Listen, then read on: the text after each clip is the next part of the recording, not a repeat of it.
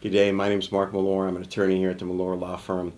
I've had a number of inquiries from folks considering enacting a new business entity, whether it's a corporation or LLC, in Yermo. So I thought it helpful to put together for you folks out in Yermo a compilation or a discussion about corporations and LLCs to give you some ideas about things to think about when hiring an attorney to form one of those entities for you. So what are some of those distinctions we want to make? Well, with a corporation, you have two basic types. There's many types of corporations, corporate entities, but you have two basic types when you're looking about forming one for your own business. There's C corporation and S corporation. A C corporation is subject to double taxation. An S corporation is taxed much like a partnership or singularly. What do I mean?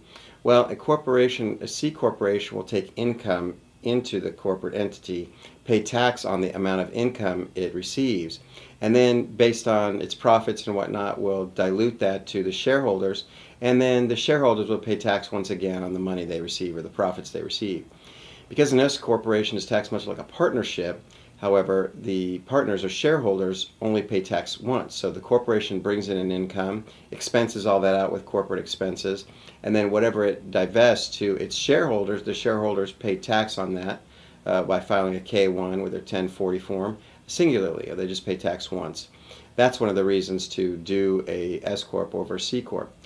There are some restrictions with that. You're limited to 500 shareholders. You can't have a corporate entity be a shareholder or certain other types. There are some limited exceptions to that rule, but that's basically the general rule. So you have to be careful with that.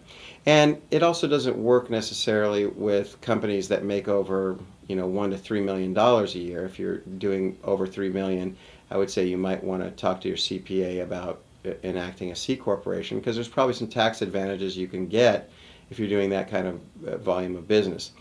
But usually smaller companies doing something less than that, an S corporation might be good for you. Now, another distinction between them, between a corporation rather and an LLC, and that is of stock certificates versus membership shares. Now, why does one have membership shares and one have stock certificates? Well, the corporations are governed by the Corporations Code in California, which is a statutory framework provided by the legislature to govern the enactment and the operation of corporate entities. An LLC, limited liability company, is governed by something called an operating agreement, which an attorney like myself will draft for you based on whatever your needs are with your particular company. And that operating agreement is the basis, the formation and the operational blueprint for your company. So things run by the operating agreement. They're not governed by the Corporations Code necessarily. So that is a reason why you may want to have a membership share holding LLC versus a corporate entity, a C or an S corporation, because you have some more autonomy and some ability to put in things and restrictions and things that you like in drafting of the operating agreement that you don't have that freedom with a corporate entity. And then finally, one of the things you want to think about when forming an entity is personal liability protection. We look at the taxation side of things, so from an accountant's perspective, you want to get a recommendation for your particular business enterprise, what the best tax advantage entity will be for you. And then from a personal liability perspective, both entities operate similarly, with a couple of exceptions, but for the most part operate separately. They operate together for giving you some protection from personal liability. So if you were to be sued, the company would be liable rather than you personally.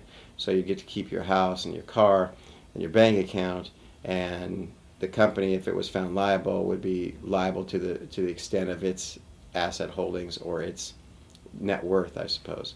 Those are some of the distinctions. If you're thinking about forming an entity yourself and you want to talk about your particular circumstances, feel free to come and make an appointment with me, and I'd be happy to talk with you about that.